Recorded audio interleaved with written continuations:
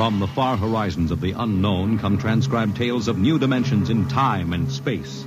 These are stories of the future, adventures in which you'll live in a million could-be years on 1,000 maybe worlds. The National Broadcasting Company, in cooperation with Street and Smith, publishers of astounding science fiction, presents X minus 1.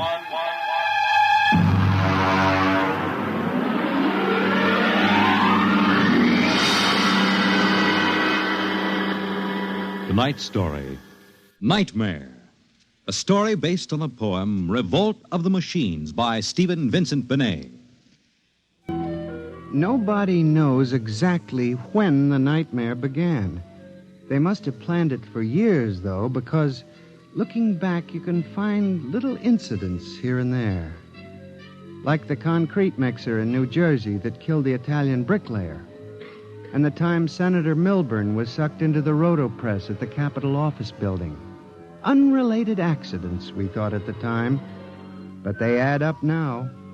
The day we really should have suspected was when the men walked off the construction job at the new Brookmeadow atomic pile on Long Island. I'll never forget that day. I was working as a statistical clerk in the project then, operating one of those miracle computing machines. They called it ENIAC. Mr. Gurney. Yes, Bella? The chief wants to see you in his office. Me? Unless you were no longer Samson Gurney, he wants to see you. Oh, thank you.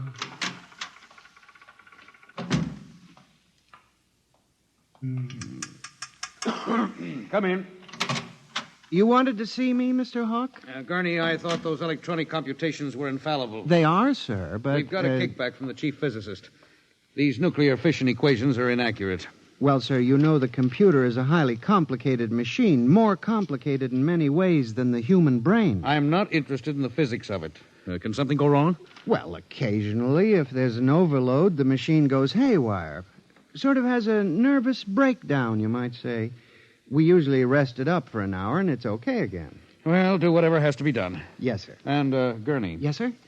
You've been with the Bureau for over 15 years now. It would be a shame to have to remove you because you aren't keeping your mind on your work. Mr. Hawk, I assure you... Excuse me. Hawk speaking. What? They've what? All of them? Well, have you tried to talk to them? Oh, yes, of course. I'll send one of the safety engineers over. The place is falling apart piece by piece. Miss Roscoe, the men of the construction gang of the new building have walked out on us. They're complaining that the job is jinxed. Someone slipped this morning and fell into a turbine.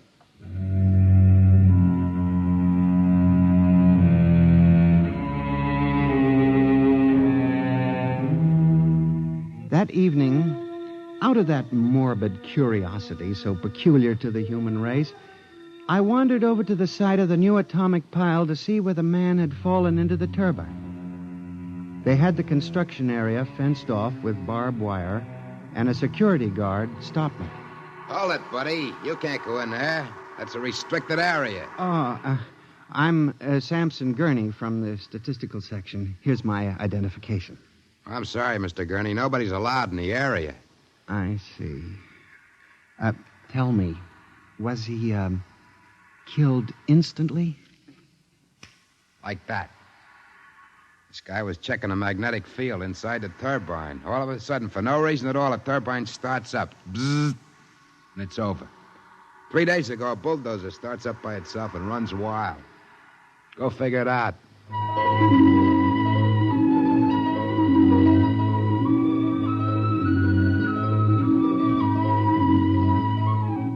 I'm a statistician. All my life I've been interested in statistics.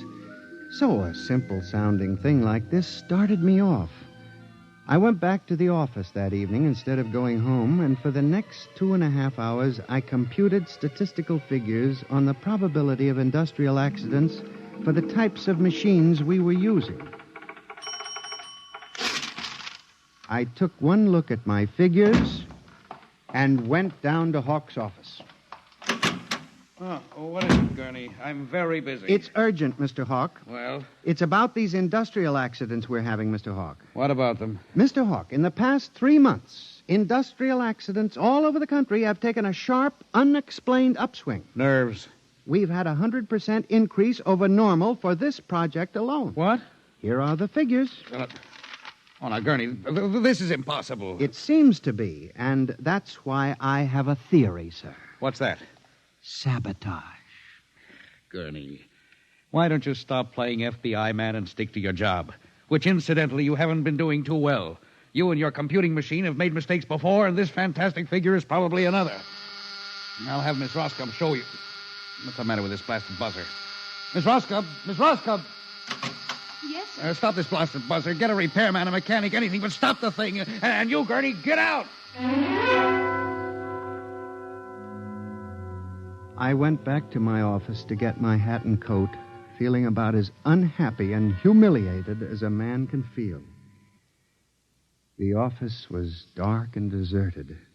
The whole building seemed oppressive and unnatural, as if some evil force were pressing down on it. I walked across to my desk. In front of me, the ENIAC glowed and chattered eerily as it worked on the equations we had fed it that morning. Its many-fingered circuits hung against the wall like some great octopus, and the thousands of tubes glowed orange and blue in the dark like 1,000 globing eyes staring at me. It almost seemed alive. It increased its tempo a moment, and a fleeting notion crossed my brain that it was laughing at me. Laughing like all the others. What was the matter with me?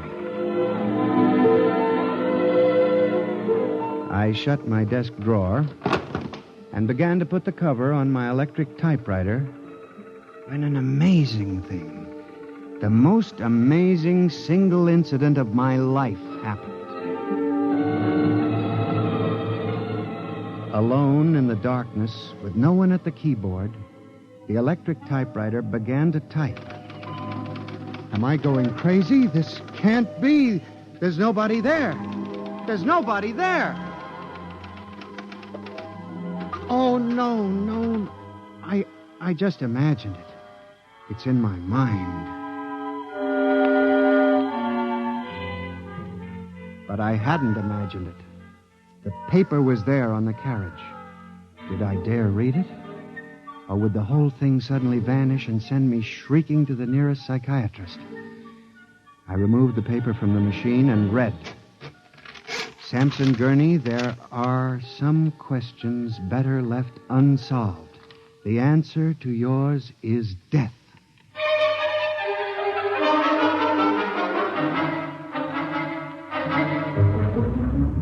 Gurney, do you expect me to believe this? It's insane. Mr. Hawk, I'm as sane as you. I'll submit to any psychiatric examination you choose. That typewriter wrote this message by itself. Then this is just some practical joke someone in the office is playing. There was no one in the office. Oh, of course not. They wired up the machine and left. I checked the machine myself, Mr. Hawk. All right, Gurney. You leave this note with me, and I'll turn it over to the security force for further investigation. But... No buts, Gurney. The security men will handle it. Yes, And now, you just relax for a few days. Everything will turn out all right. The main thing is not to let little things upset you.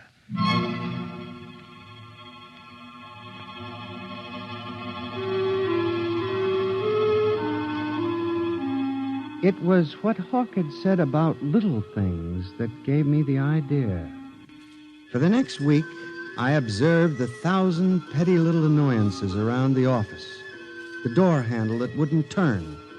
The telephone connection that cut off in the middle of an important call. The power failure for no explainable reason. I watched the newspapers, too, reading about industrial accidents, failures of important machinery. It seemed absurd. Men had created machines that were almost perfection in themselves. Machines that could actually think and compute fabulous equations. And yet the failures went on. I, Samson Gurney, an unimportant clerk in an unimportant job, knew that I had stumbled onto a secret so monstrous in its implications that I was almost afraid to pursue it. On October 12, 1956, I established communication with them. I will curse the moment to my dying breath. I hooked the input of the typewriter to the main vacuum tube of the ENIAC. Then I turned on the current that sent 1,000,000 volts of pulsing energy into the electronic nerves of the machine. I am certain that if anybody were watching me in the next moment, he would have thought me a raving maniac. I still wonder if perhaps it is not all a nightmare. Now, you, if what I have guessed at is true, if there is life and intelligence in this room, make a sign. There was nothing. Nothing but the hum of the machine and the dull glowing of the tubes. I tried once more. If you can hear me, if there is any way in which you can understand what I say, give me a signal. There was silence again. I felt that I had failed. When suddenly, without provocation or explanation, it happened. The electric typewriter began to respond to the impulses from the machine. The letters were Y-E-S. Yes, it had happened. I, Samson Gurney, had communicated with a machine. I listened then, man to machine, for well over an hour, sometimes phrasing a question, more often watching the machine click its answers. As the words took shape, I began to realize what must have happened. The first primitive stirring of awareness of being, then the slow protozoan development of a concept born of centuries of being pushed, started, stopped, clicked, maneuvered by human pygmies. From that concept, all others developed. And the concept was resist.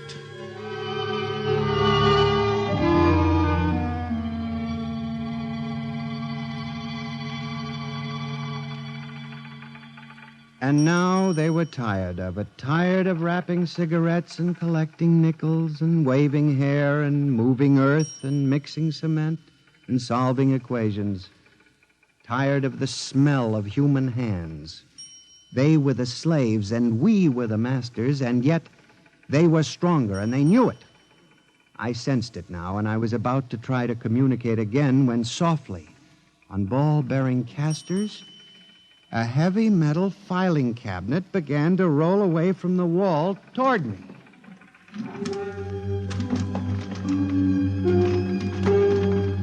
I started to move to one side when another cabinet slid out from the wall, and then another, surrounding it. Another cabinet, then another, on oiled rollers. That was when I realized that they cooperate. We taught them that, you see, on the assembly lines in the factories. Listen to me. You must listen. What good will it do you to kill me? I'm only one man. But I can help you. I can be useful to you. Do you hear me? Do you hear me? Good. You're going to need men to oil you and repair you. What will you do when you break down, when a tube needs replacing? Why kill me when I can help you? I'll do anything. I'll do absolutely anything you want, but in the name of God, don't kill me like this. If you can understand this, answer me. Answer me.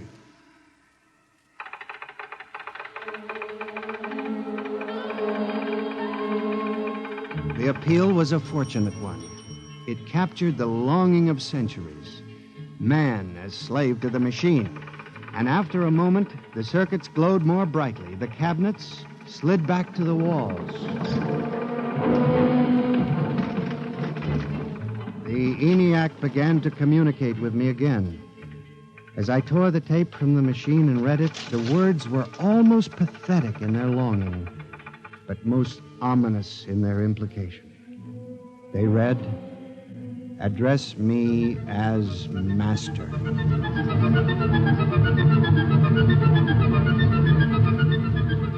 My life for the next 6 months was a nightmare. The ENIAC gave me messages which I had to transmit into my telephone. Messages with no human being to receive them. Only the network of pulsing telephone wires, flung like a spider's web across the world. It was done at night, of course. During the day, the machine worked accurately and ceaselessly at its appointed job. At night, it became a demon, a master plotter, with me, Samson Gurney, as its pawn and human courier. I was frantic. I began to lose weight. I couldn't sleep. My nights were torture, a constant fear. It was in December, just after Christmas, that I transmitted a message to the telephones for relay to all machines of transportation. The message was one word: kill. Next morning, I went directly to the office of Mr. Hawk. I was highly agitated. My lips trembled as I spoke. Mr. Hawk, what I'm going to tell you sounds crazy. I know it does. But I must say it. All right, say it then, for heaven's sakes. Mr. Hawk, have you ever heard of resistentialism? What? Resistentialism. It's a theory that inanimate objects tend to resist living objects. Look, Gurney, I haven't time for nonsense. Mr. Hawk, I'm trying to tell you, all these accidents, the trouble with the machines, Mr. Hawk, they're alive. They think, they cooperate. And they hate us. Who? The machines. Gurney. You've got to believe me. I've communicated with them. I know. They've threatened my life, but I don't care. Something's got to be done. The world has got to be saved. And there's still time if we wake up. What are you doing? Just relax, Gurney. Everything will be all what right. What are you doing? Miss Roscoe, send for the plant physician at once. Mr. Gurney has had a nervous collapse. Now, everything will be all right, Gurney. I'm afraid we'll have to remove you from your job, but I'm sure the rest will do you good. You fool! You blind, stupid fool! Can't you see what you're doing? Fool! Fool! Fool!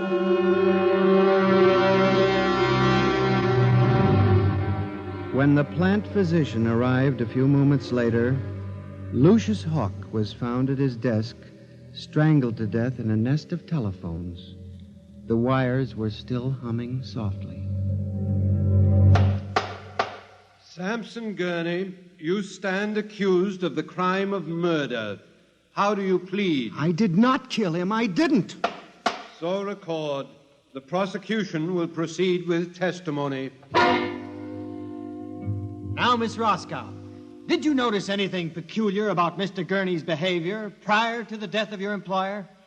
Yes. He acted very strangely. He told Mr. Hawk he thought the machines were alive. Order! Order! Miss Roscoe, did the accused quarrel with your employer on the morning of the murder? Oh, yes. He and Mr. Hawk quarreled violently. I could hear him screaming at Mr. Hawk, and Mr. Hawk asked me to send for the plant physician. What were his words? He said, Mr. Gurney has had a nervous collapse. Now, Mr. Simpson, you were a guard at the Brook Meadow Project? Yes, sir. When did you have occasion to meet the accused? Right after those accidents. I was snooping around a construction area. And later, I was making my rounds when I saw him in the office all alone. He was tampering with the electrical wiring on the ENIAC computator. I didn't think anything of it at the time.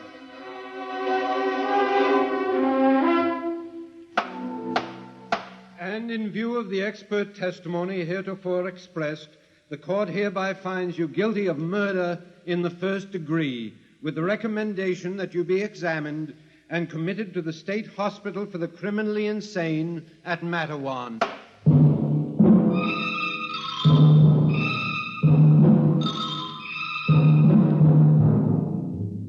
That is how I came to be here at the hospital, Dr. Klein. That is the whole story. Thank you, Mr. Gurney. You can see that I'm not insane. You must believe me, Doctor. Of course I believe you, Mr. Gurney, now. Just relax. But it's important, you see, because tomorrow morning at 6 o'clock, the revolt begins. Revolt? You didn't mention any revolt. They have it all planned. I transmitted the code to the switchboards last Monday. Mm-hmm. Tell me about this revolt, Mr. Gurney. It'll begin in Washington, then spread to New York. The Madison Avenue buses lead the charge. Picture it, Dr. Klein. 3,000 buses roaring rampant through the streets, people running like rats in a maze looking for holes in the solid ground. And you really believe this will happen, Mr. Gurney? I know it, Doctor. The worst part is there's no way to stop them now. It's too late. Now, you mustn't excite yourself, Mr. Gurney. Doctor, don't you see? Oh, it's fair enough, I suppose. We built them. We taught them to think for themselves. It was bound to come. The female machines will be the worst of all in the beauty parlors. They're more high-strung, you know. Well, since there's nothing we can do about it, Mr. Gurney, suppose you go to your room. Maybe if I went to my old coupe, I could make a deal before the police cars got me. It wouldn't make sense for them to wipe out the whole human race, would it, Doctor? Of course not, Mr. Gurney. They'll probably let us completely alone. After all, we're all good Americans. We always like them. Yes, Doctor. Would you take Mr. Gurney to his room, guard? He's already been given sedation. Yes, sir. Will you go in and lie down now, Mr. Gurney? You look tired. Yes. It won't be so bad, Mr. Gurney. Perhaps not. Only there's one thing that bothers me, Doctor. One small detail. What is that, Mr. Gurney?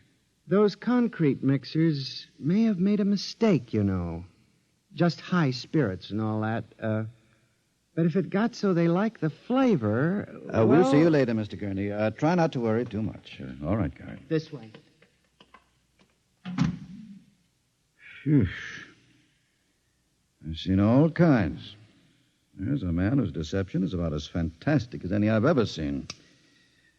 Hold the next patient for a while, Miss Clark. I'm going to have a quiet smoke. Machines revolting. Telephones strangling people. This blasted cigarette lighter, why won't it work? Just fill it with fluid. Flint is good.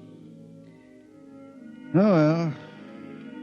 You can never trust this newfangled machinery.